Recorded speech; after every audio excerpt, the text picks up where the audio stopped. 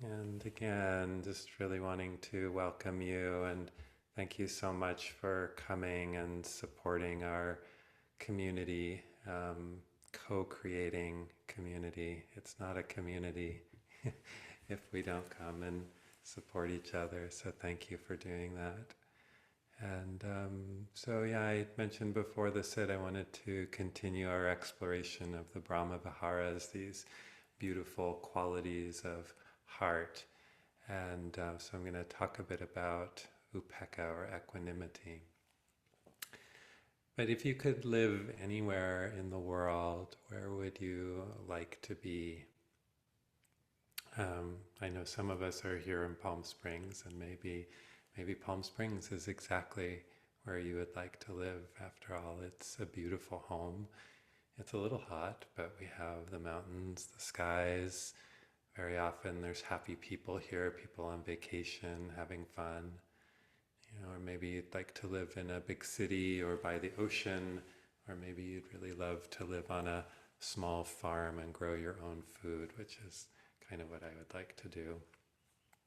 But we tend to want to live in places that feed our soul, that are full of beauty for us, or family, or friends, or places that bring us joy and excitement. We want to live in places that feed our well-being and soothe our hearts, not just places we have to live to make a living, but because our hearts sing there. And sometimes we have that longing for a place that feeds our heart the most. I have friends who like I have to be near the sea or the mountains or the desert. I have to have this or I have to have that. Because we feel so good in that environment, a home for the heart.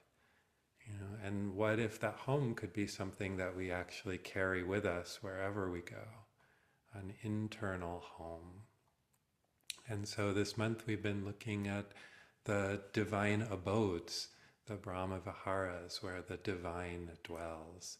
And Brahma was the greatest of the gods in the Buddha's time. So where might the highest God dwell? Here in the heart, the full heart, is what the Buddha answered. And the Buddha invited us to know and practice these four aspects of the divine heart. Metta, loving kindness, kindness that's fused with love. Karuna, compassion, the caring heart. Mudita, appreciative joy, which Mary talked about last week. The heart that delights in the well-being of others. Oh, and I thank you for telling me my mic volume is low. I just upped it a little bit. Thank you. Never feel shy about letting me know that. So I'm really glad. Thank you. And so today we're going to explore equanimity, Upekkha.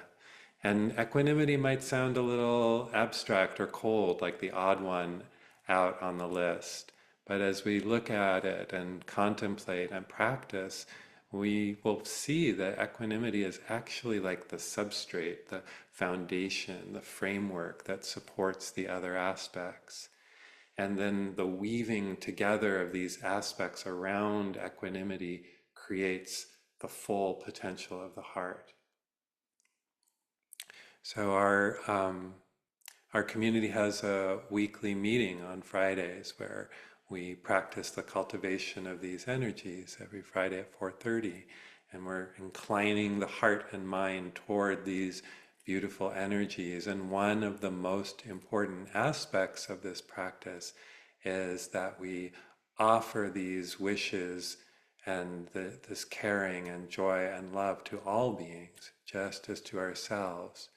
And there's a word that's often used in connection with these energies, boundless, in the sense of love, unbounded, compassion, unbounded, joy, unbounded.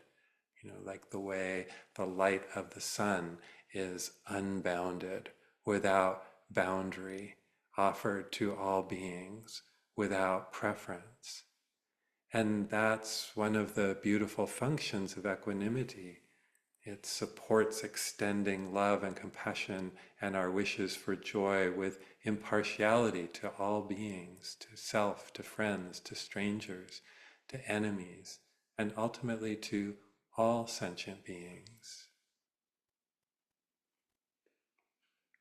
Which is so beautiful sometimes it almost takes your breath away, and feeling into that, the relief that might come with being able to include all that's in our hearts and all beings with acceptance, with patience, with wisdom, with kindness. A relief of finally stopping the war with the world and with ourselves. A relief to dissolve the boundaries of separation and competition and hatred and greed. And so equanimity, Upekkha, it appears again and again in the Buddha's teachings, and I like to talk about it a lot, actually, but I don't often talk about it in the context of the Brahmaviharas. It's also the seventh factor of enlightenment. It's the fourth jhana, a very deep, concentrated state of meditation, and it's one of the paramis, the 10 perfections, the beautiful qualities of a bodhisattva, a Buddha to be, which is all of us.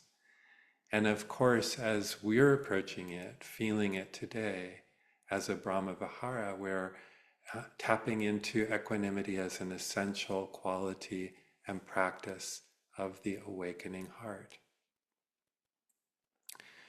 So in Joseph Goldstein's book, Mindfulness, he says, equanimity manifests as the fourth of the Brahmaviharas, which we've just said, those mind states called the divine abodes, loving kindness, compassion, appreciative joy, and equanimity. It is impartiality, equanimity's ability to hold all equally, that gives the other Brahmaviharas their boundless capacity. When we remain unmoved in the face of those who praise and those who blame, we remain able to seek the welfare of both. We can see this at work in watching how people like the Dalai Lama or Dipa Ma, and I would add John Lewis, relate to the people they meet. The Dalai Lama has often said that he tries to meet everyone as if they are old friends.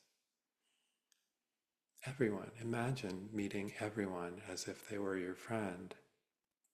So analogies help me a lot in sort of holding the concepts of the Dharma until they take root in my body. And one way of looking at the Brahmaviharas that I find really helpful is the image of a river that is deep and strong, and it looks like on the surface that it's hardly moving, but because it's so deep and wide, it has a lot of power. And the water of the river is this boundless, undifferentiated, unconditioned loving kindness. And when that water touches an obstruction or blockage in the river or a tangle of some sort, it flows around it with the love that is compassion. And when it touches an animal peacefully drinking or some humans swimming and playing and laughing, it flows with the love that is joy. And it doesn't stop, it keeps flowing, touching everything in its path to the sea. And then holding that river of love, supporting it and making it possible is the riverbed of equanimity, the foundation, that which holds. We don't always see it, but it's essential. And it's said that this river of the heart can take us to complete liberation, to the boundless ocean of love and peace. And what we experience on that journey down the river is pretty incredible. The Buddha told, those of you who do these practices know that, and in one sutta the Buddha told his followers that Brahmavihara practice, metta and its different forms, lead to 11 benefits to be enjoyed here and now, right in this very life. And he said, one sleeps easily, wakes easily, dreams no evil dreams. One is dear to human beings, dear to non-human beings. The devas, the divine beings, protect one. Neither fire, poison, nor weapons can touch one. One's mind gains concentration quickly. One's complexion is bright. One dies unconfused, and if penetrating no higher, meaning full enlightenment, is headed for the Brahma worlds, these beautiful heavens. So this kind of practice can feel really good right here, right now. And when we do them, do these practices, sometimes it's like we're coming home to something essential and beautiful in ourselves, remembering ourselves, rediscovering how to offer grace to ourselves and this world. And we are just in the process of these practices, dismantling structures and concepts that separate us from our deepest heart and our connection to other beings and to our world. The Brahma Viharas are very much relational practices. How do I relate to me, to you, to suffering, to joy? And how do I relate from a place of conscious choice rather than automatic conditioning or the ways of the mundane world? When I feel free to choose because of my practice, how do I choose to be in relationship? What qualities do I most want to see in the world and to see in myself? And that might look something a lot like the Brahma Viharas, the divine within. Life gives us a lot to hold. Larry Yang, who started this sangha, would often talk about life and the 10,000 joys and the 10,000 sorrows. And we get to hold those. They're overflowing sometimes. And practicing and cultivating equanimity gives us support in holding what is showing up. Sometimes I think of this heart that loves freely and wisely as our natural heart, our child heart. And that heart needs strength to hold what is. That heart needs the foundation of equanimity, the sure foundation of stillness. And Bhikkhu Analayo, the scholar monk, wrote about this. Equanimity needs to be cultivated in such a way that it enhances and complements the other divine abodes. And so that's why there's no coldness in this kind of equanimity. Equanimity is balancing. It's a love that's steady and wise.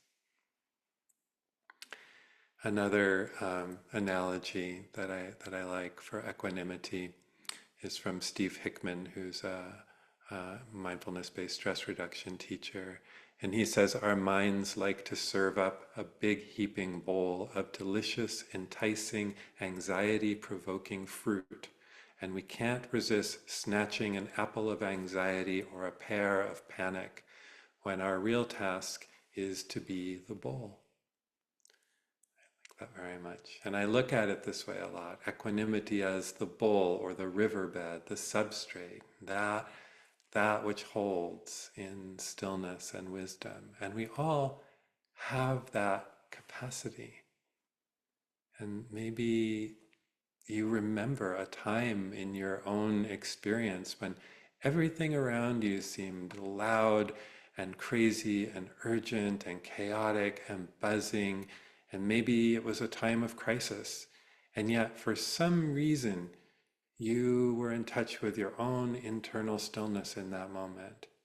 And so you didn't dissociate. You knew what was happening, and you didn't become hooked or unbalanced, and you were able to take wise, caring action in that moment. That's the energy of Upekkha that we're talking about. That's the energy of equanimity as a Brahma Vihara. And each of the Brahma Viharas has what are called near and far enemies. And the far enemy is sort of the obvious opposite. Like for metta, the opposite is, the far enemy is hatred. And for compassion, the far enemy is cruelty, etc. And for Upekkha, equanimity, the far enemy is imbalance. And the near enemy, or the thing that kind of masquerades as or is kind of a counterfeit is indifference. And so when we're holding what's difficult, we're not holding it out here at arm's length, and we're not seeking to avoid it. And so we certainly aren't indifferent. Instead, we hold whatever it is with as much love, care, appreciation, and wisdom as we possibly can, as we would hold a baby who is crying, or who's laughing, or who is at peace and resting. With exquisite care and the wisdom of experience that understands the shifting nature of being human and having a human experience. Not trying to bypass that or turn away from that, because we can't. We can try, but we can't really turn away from it. No one is exempt from feeling pain or loss in this life. The first noble truth of Buddhism is that recognition that life isn't easy, that we will all experience what is painful and difficult, and that we'll experience all the rest of it. We'll experience pleasure and desire and hatred and joy and desperation, all of it. And so the practice of equanimity doesn't put an end to that reality, but it helps us to see and hold and love from a different perspective, like the riverbed, like the bowl, like the arms of a loving caregiver. And so reality doesn't generally match how we would wish it was. And if it does, it really doesn't do that for very long. And so cultivating equanimity is a refuge and source of strength, a mature view, a way to rest easier with what actually is. And there's this beautiful teaching of the 8 worldly winds that the Buddha offered. And he said that we were all subject to Buddhas, Bodhisattvas, and all the rest of us. The winds of praise and blame, success and failure, pleasure and pain, fame and disrepute. And that in every life these winds will blow, and we don't know when the winds will change, but they will. This is our common, our shared human condition. And so this word upekkha has the sense of looking on or looking over with patience, not looking away. And that patient acceptance or being with of how it is now supports our practice of compassion, broadens our capacity to feel joy, supports love in all of its forms. It's the kind of love that doesn't take sides. And Jokai described it so beautifully at our March residential retreat when he said about equanimity that at some point we have to declare a unilateral peace with the way things are. At some point we have to declare a unilateral peace with the way things are. Remembering that moment when you were able to meet turmoil with stillness, anger with patience, confusion with wisdom. And so equanimity can be as soft as the smile on the Buddha's face, or it can be quite fierce and strong. So there's a story you may have heard before. It's a Zen story that's been told many times by different people, but I'll share Joseph Goldstein's telling of it. First, he says, people often make the mistake of thinking that spiritual practice makes a person ineffectual or passive.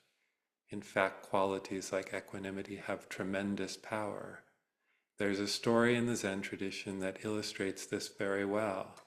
During a time of civil war in Korea, a certain general led his troops through province after province, overrunning whatever stood in his path. The people of one town, knowing that he was coming and having heard tales of his cruelty, all fled into the mountains. The general arrived in the empty town with his troops and sent them out to search the entire town. Some of the soldiers came back and reported that only one person remained, a Zen priest. And the general strode over to the temple, walked in, pulled out his sword, and said, "Don't you know who I am? I am the one who can run you through without batting an eye." And the Zen master looked back and calmly responded, "And I, sir, am one who can be run through without batting an eye." The general, hearing this, bowed and left. Equanimity is the appropriate response to whatever is arising that comes from the deep knowing of the heart. It's that energy of the Zen master, that fierce equanimity, and it's also the energy of the grandmother, the elder. Sometimes equanimity is called grandmotherly love because it sees and it holds and it cares and it delights patiently with the wisdom that comes from deep experience. So imagining an elder who has raised children to adulthood and how she might be with her grandchildren. The love is there and it's strong, but there's more experience and a longer view that supports that love. And because of that, she's less likely to be off-centered by the constantly arising joys and sorrows of her grandchildren. The love is there, but it's tempered with wisdom and patience. To love as a grandmother or as the earth itself is to love with acceptance, an open awareness of the cycles of life, of growth, of change. To remember that we belong to life, and that life unfolds according to its plans and not ours. So we can have that, we can summon, we can invite, we can encourage that equanimity, that patient love with all that is, and especially with ourselves, with our grief, with our pain, with our edges and our shadows. Never pushing away, never needing to turn away.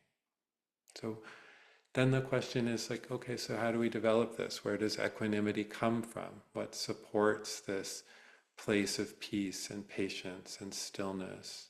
How does the heart still love and care no matter what? How do we live in this very windy world of joy and pain and not constantly lose our balance?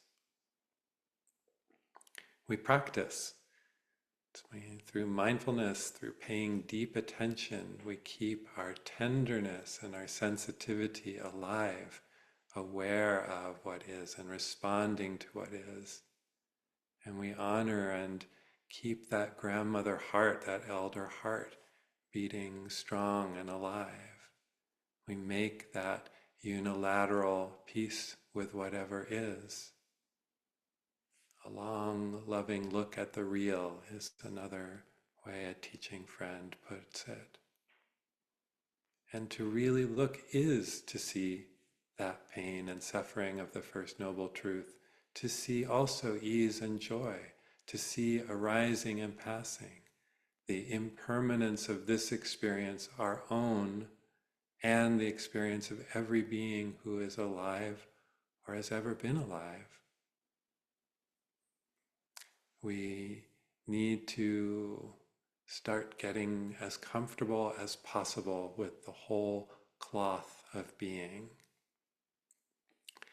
So Pema Chodron wrote about equanimity this way: training in equanimity requires that we leave behind some baggage, the comfort of rejecting whole parts of our experience, for example, and the security of welcoming only what is pleasant. The courage to continue with this unfolding process comes from self-compassion and from giving ourselves plenty of time. Self-compassion and time.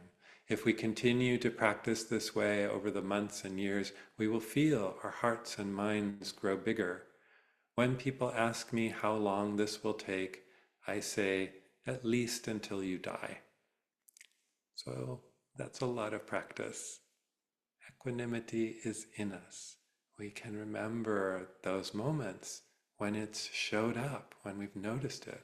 There was a crisis or a fight or an accident, and we knew just what was needed in that moment. And we can keep developing that capacity through our practices. The Buddha said there is no higher happiness than peace. And so what would it look like in our lives to live as if that's true? Sometimes, mostly, I live like there's no higher happiness than the pursuit of pleasure. But what if I live like there is no higher happiness than peace? How do I make peace with what is? And one way is this long, loving, patient look at the real. One way is through the Buddha's practice of the 5 daily remembrances. Contemplating often, he invited us, that I and all beings are of the nature to age, that I and all beings are of the nature to become sick, that I and all beings are of the nature to die, and to lose and be separated from who and what we love and hold dear, and that all that we really own in this life is what we do and our intentions. And I used to find that teaching really depressing, but it's actually so tenderizing in the sense that when I approach life from a place of remembering these truths, I am more gentle, more awed, more attuned to the ephemerality of experience, the fragility of these individual lives. And then how do I hold something that is so fragile and precious? How do I hold a flower or respond to the butterfly that lands on the palm of my hand? I can love life, love what is without being attached, because I accept it as changing, unfixed, in process. And you may have heard the lovely story about the Thai teacher Ajahn Chah that a number of his students have told. And Jack Kornfield tells it this way: one day my teacher Ajahn Chah held up a beautiful teacup. To me, this cup is already broken. Because I know its fate, I can enjoy it fully here and now. And when it's gone, it's gone. When we understand the truth of uncertainty, we become free. The broken cup helps us see beyond our illusion of control. If we focus only on the results, he writes, we will be devastated. But if we know the cup is broken, we can give our best to the process, create what we can, and trust the larger process of life itself. We can plan, care for, tend, and respond, but we cannot control. Instead, we take a breath and open to what is unfolding, where we are. This is a profound shift from holding on to letting go. And this attitude can support our equanimity toward our own changing life and experience, our highs and lows, and so importantly, it can help us release others from our ideas of how they should be or what they should do. Taking the wish that all beings might be free further still, may I free all beings from my ideas of who and what they should be. When I offer equanimity practices, we often use this phrase as we contemplate those we hold dear.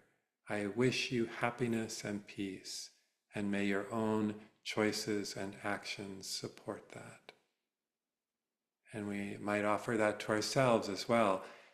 As I offer my own wishes for the well-being of others, may I remember that I cannot live their lives for them, and that their choices are their own.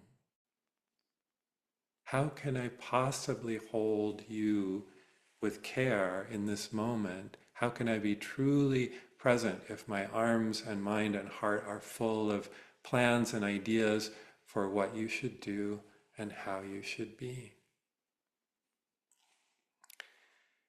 And there isn't coldness in that detachment, in that honoring of the changing conditions of life.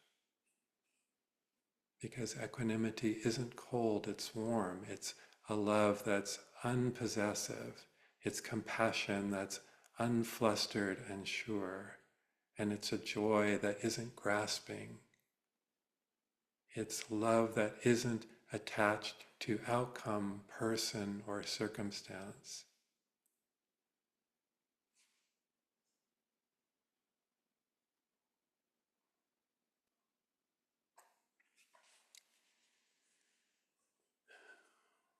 So we don't hide out in equanimity, we act from it.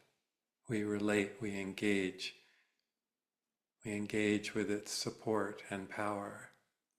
One of my favorite ancient comments on the Brahma-viharas says, "I cannot provide for the welfare and happiness of others merely by wishing for it. Let me put forth effort to accomplish it."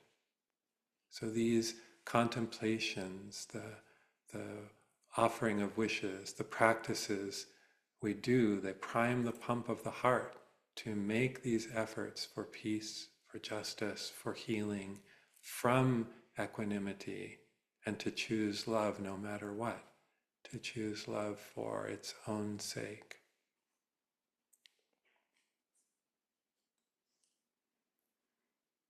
So Joanna Macy, who some of you may know, is a Buddhist teacher and environmental activist and scholar, and still with us at age 95, put it this way. And this is so helpful for me to remember in my own practice of equanimity, because it's one of the ways in is the awareness of the vastness of time and space and life and my own place within that. And she says this: if we are not separate from the living world, then we should act our age. We are 4.5 billion years old in terms of the origin of life, and 15 billion years old in terms of the Big Bang. Every atom and every molecule in every cell of our body goes back that 15 billion years. The life that is now beating our hearts and breathing our lungs didn't begin with our conception. Rather, life flows through us. For me, this is a wonderful doorway into equanimity.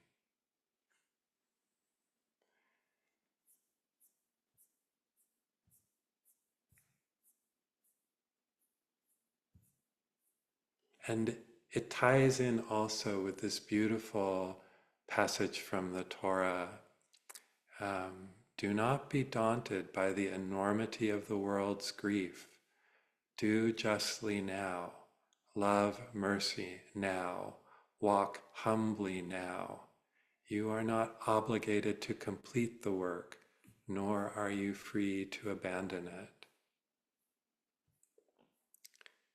So if there is no higher happiness than peace, if there is no higher home than the Brahma-viharas, if love is the only sane response to a world in pain, then we have that question: how then do I want to live? How then do I want to live? So let's just take a moment to maybe tap into our own stillness and let the words settle as they might, and then we can check in a bit. Okay, just taking a moment to invite stillness within yourself.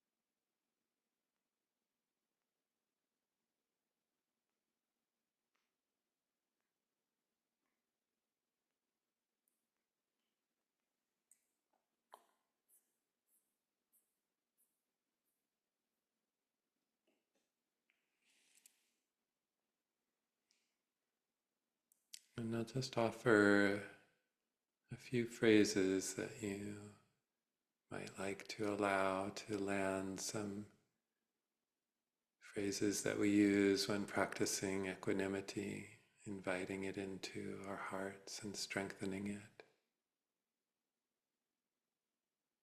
May I be at peace. May I feel solid and balanced.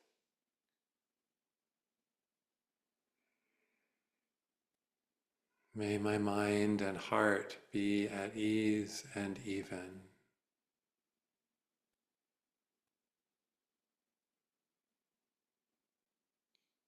May I know and accept life as it is, changing moment by moment, flowing, impossible to grasp or hang on to.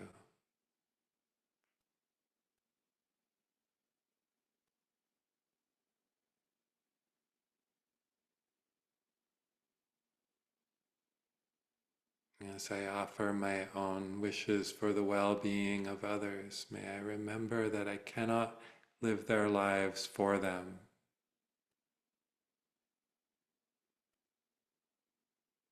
and that their choices are their own.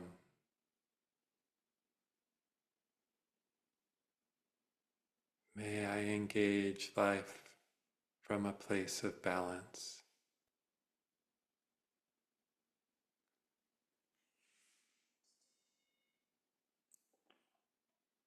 And maybe there's someone that you would like to offer these wishes for, a friend or a family member or a dear one.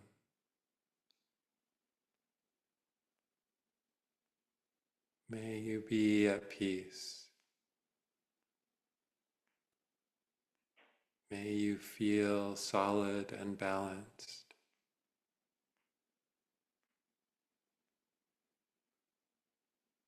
May your heart and mind be at ease and even.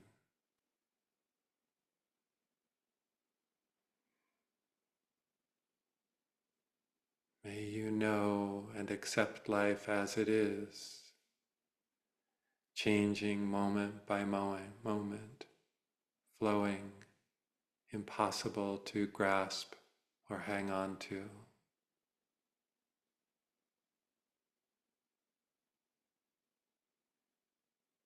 As I wish you happiness and peace, I know I cannot make your choices for you.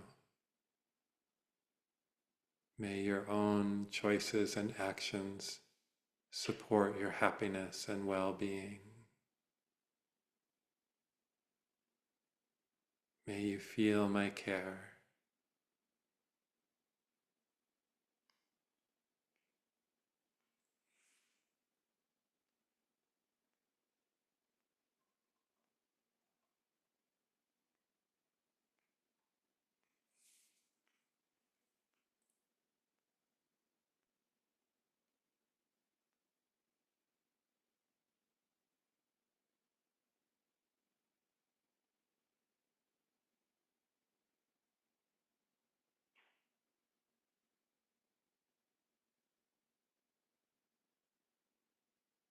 And then if you'd like, offering to all beings, may all beings be at peace.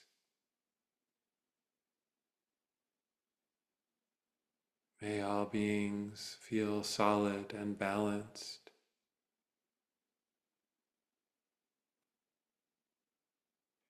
May the hearts and minds of all beings be at ease and even.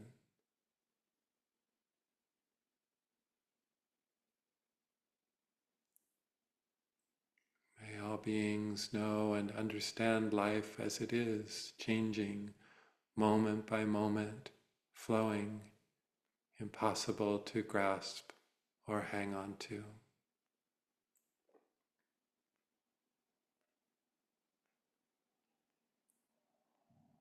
May all beings know happiness and peace, and may their own choices and actions support that.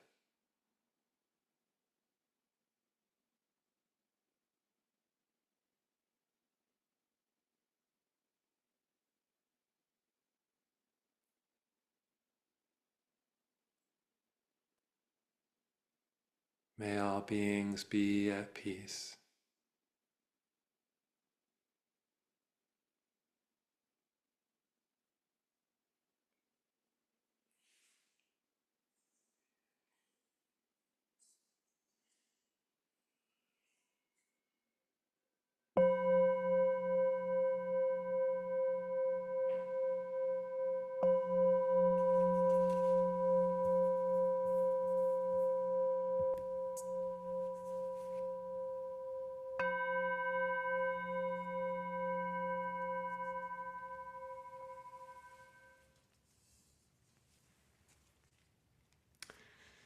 Thank you.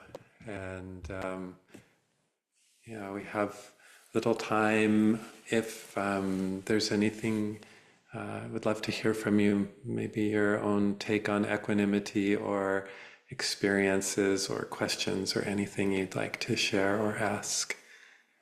Please feel free. Thank you for practicing and supporting this community and each other. And for anyone who missed the beginning announcements, we have another morning of practice coming up July 20th that I'll be leading at the Meisel Center in person. And so if you would like to do some more of that kind of community practice in person, please come. It's lovely. And we're going to keep doing those this summer, and then we'll see what the fall brings. And just thank you, and thanks, Doug, for volunteering and opening the space and holding it for us. And I want to close with a poem. It's an Igloolik Inuit poem from the 19th century, translated by Jane Hirschfield. And it's called Untitled Shaman Song. The great sea frees me, moves me, as a strong river carries a weed. Earth and her strong winds move me, take me away, and my soul is swept up in joy.